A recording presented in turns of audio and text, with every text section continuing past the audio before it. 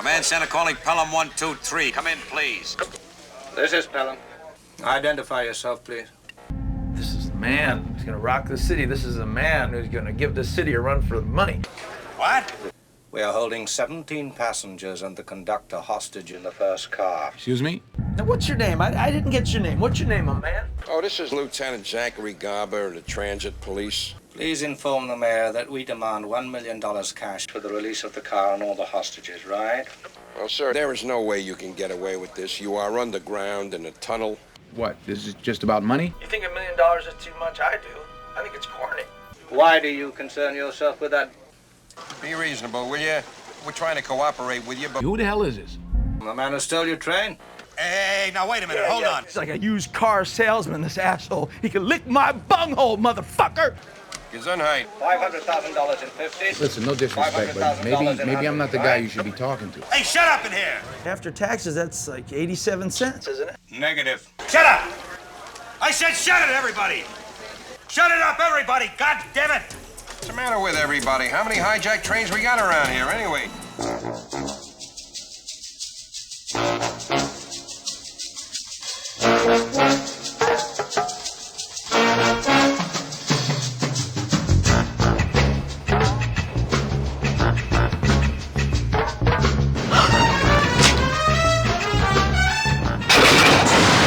A gang of men has hijacked the subway train. You represent the city of New York right now, buddy. My only priority is saving the lives of these passengers. 49 minutes. All right, how long to get the money together? We have no scruples whatsoever about killing. I did not take a bribe. You got 28 minutes. They just drew first blood. I guess I got us on the scoreboard, right? This is Pelham 123. I'm going to give you 30 seconds more. 10, 9. We're just about to shoot an innocent person.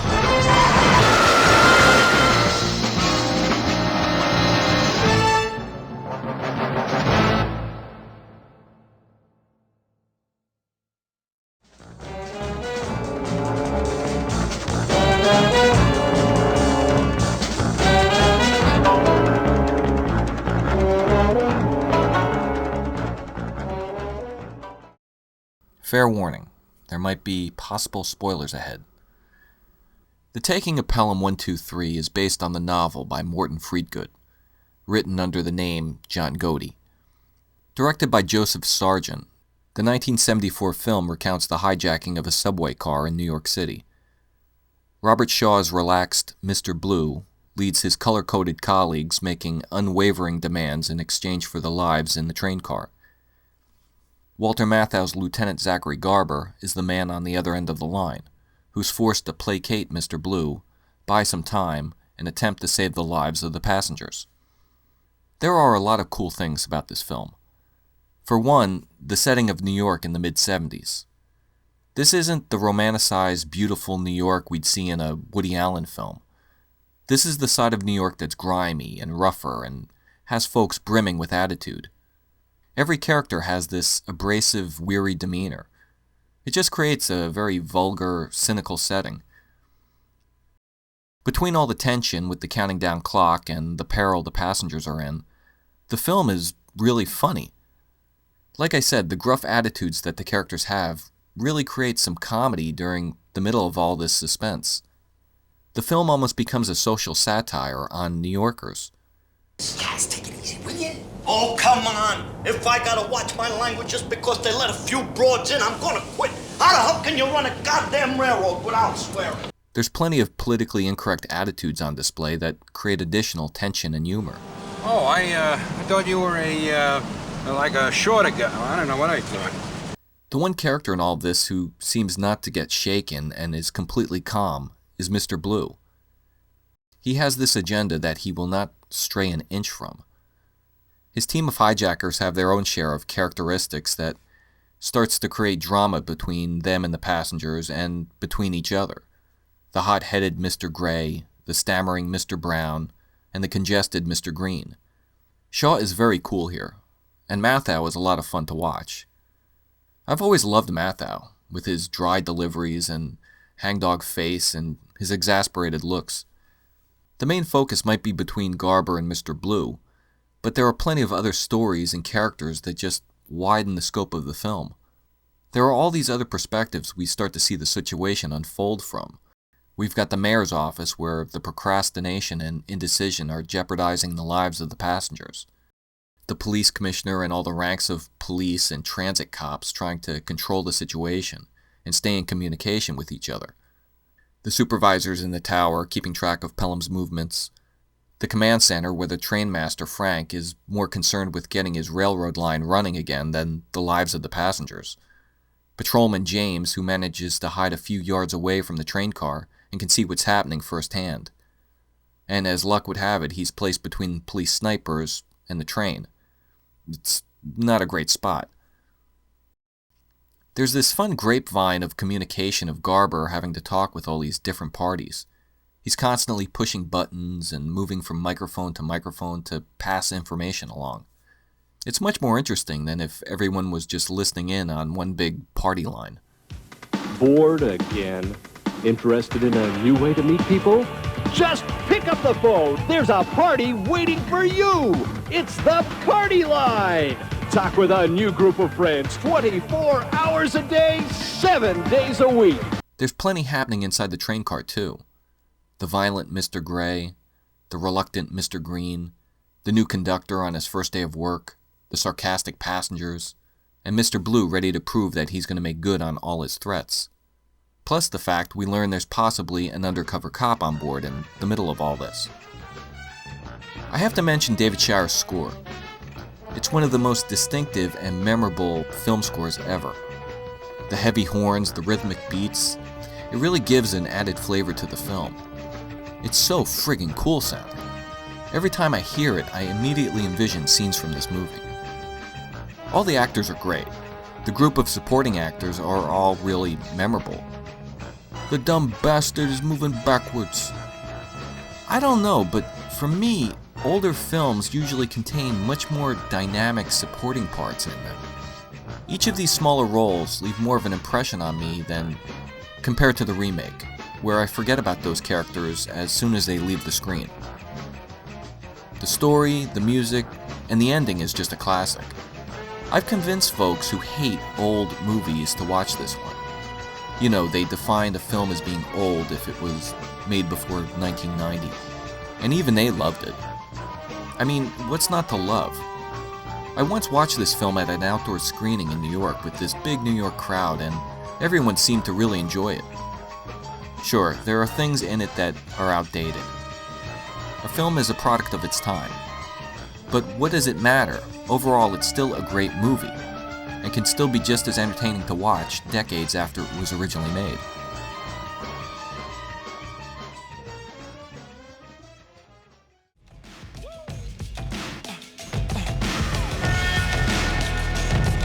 Got 99 problems, but a bitch ain't one. Hit me!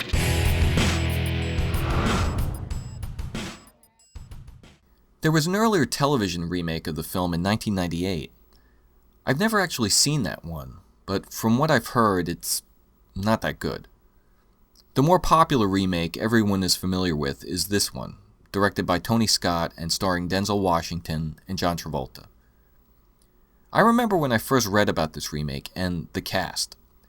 I knew immediately who would be playing what part. It just seemed like a given. I always thought it would have been more interesting had they shaken things up with audience expectations and changed up the actors and roles. But no, they stuck with the predictable casting of the characters. I guess they wanted to play it safe. Here it's the same story, the hijacking of a subway car in New York City. This time, however, the story focuses more on the interaction between Walter Garber and Ryder. In fact, that's the majority of the scenes in the first half of the film. Garber is now a disgraced dispatcher who's the subject of an investigation for taking a bribe on the job. Ryder finds this out and uses it to play with his head. In the end, Garber redeems himself by stopping Ryder. Washington has always been a good actor, and here he's no different. He makes his Garber a likable, put-upon everyman, who's trying his best to deal with this situation he just landed in. He's the best thing in the film. Unlike Shaw's calm Mr. Blue, Travolta dials up his bad guy performance to 11, and every moment he's on screen, he's screaming and moving around and dropping F-bombs. It gets to the point where it starts looking like he's trying way too hard to be this dastardly bad guy, and it starts to come off pretty ridiculous. As for the rest of the film, there's not much else here besides these two. Ryder's fellow hijackers are, well, they're there. There's a bald guy and there's a guy with a beard, but they're all pretty much background. Same with the passengers. There's a short scene with a mother and her son and an ex-army guy, but that's pretty much it. The tension between Mr. Blue and Mr. Gray is gone. Ryder doesn't interact with his cohorts much. They all just stand in the background, holding their guns, while Travolta rants with Garber. Travolta is more like Mr. Gray than the leader of this group. You're a wise mother, you know that? How'd you like some more? The film seems to kill off a lot of the potential drama they have early on. It's like they blow a lot of the suspense away too soon. Get personnel and tell them to get together a list of all motormen discharged for cause during the past 5 to 10 years. What are you looking for? Somebody down there knows how to drive a train. You don't pick that up watching Sesame Street. Tell me when it's at 8. In the original, everyone is trying to figure out how these guys know how to operate the train. They start going through records and looking for ex-subway employees, and don't hit on it until the very end of the story. Here, Luis Guzman's Phil Ramos is quickly ID'd from a computer cam, and then is shot early on and eliminated from the story. Apparently just to provide a reason to get Washington down to the train to operate it. The undercover cop is immediately shot. The patrolman who can witness the train is gone. In fact, we don't even become familiar with any of the police officers. The original had the police trying to formulate a plan and stay one step in front of the hijackers. That's pretty non-existent here. Other than John Turturro's negotiator, who really does nothing in the movie. He tries talking to Ryder, he's rebuffed by him, and he just stands off to the side for the rest of the film. Yeah, they remembered to up the ransom from $1 million to 10. Yeah, it's a good thing they did that. There's this thing with a kid having a laptop with the camera switched on, so now everyone can see what's going on inside the subway car. There's no payoff to any of that. So they see Ryder shoot the guy. It's not much of a difference than had they just heard Ryder shoot the guy. And then when the hijackers finally see the cam, they just turn it off. Yeah, woo, real drama there. One of the more ridiculous updates to the story is having Ryder be some kind of ex-Wall Street guy, who the mayor incidentally used his arrest as a platform for political gain or whatever. So now Ryder is using this hijacking as a way to jack up his investments to even more money, or whatever. Judge gave him 10 years because we didn't recover all of the city's money. There's a couple of million unaccounted for. It was his seed money. Seed money? For what? For today. You play the terrorist card. You panic the market into a drop. And if you know what's coming, you make a great deal of money with $2 million. Once the mayor realizes who Ryder is, he recalls all of this and figures out his plan, he just leaves the film and nothing more is said about it. Thanks for stopping by the movie, Mr. Gandolfini. And if Ryder went to prison, wouldn't he have been more of a white-collar criminal? Maybe serve time in a more cushy, club-fed kind of place? He looks and acts like he just got out of Oz. Maybe they just put him in a hardened place to make an example out of him or something. Plus, I always thought it seemed strange that Ryder already had a crapload of money to begin with, but is doing this hijacking because he wants even more. I don't know, I don't care whether it's 1974 or 2009. $2 million is a nice chunk of change to be sitting on.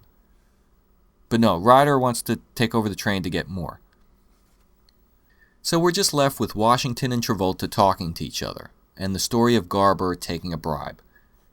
And like I said, I enjoy it for a while, but after that, the movie has nowhere else to go. We get some standard chase scenes, and then Garber finally confronting Ryder. it's a pretty mediocre climax. Naturally, Tony Scott does his glossy, quick editing, slow-mo, brightly lit, lens flare style, but that adds nothing to the film for me. At times, I really find these techniques just a distraction. Watching this, I sometimes think he must have been going crazy just filming these two guys talking, and just couldn't wait to get to filming cars whizzing down the streets and trains speeding down the tracks. So really, it's no contest for me. The original might be almost 40 years old, but it's still as exciting and entertaining as ever. My only priority is saving the lives of these passengers. Screw the goddamn passion. What the hell they expect for their lousy 35 cents to live forever?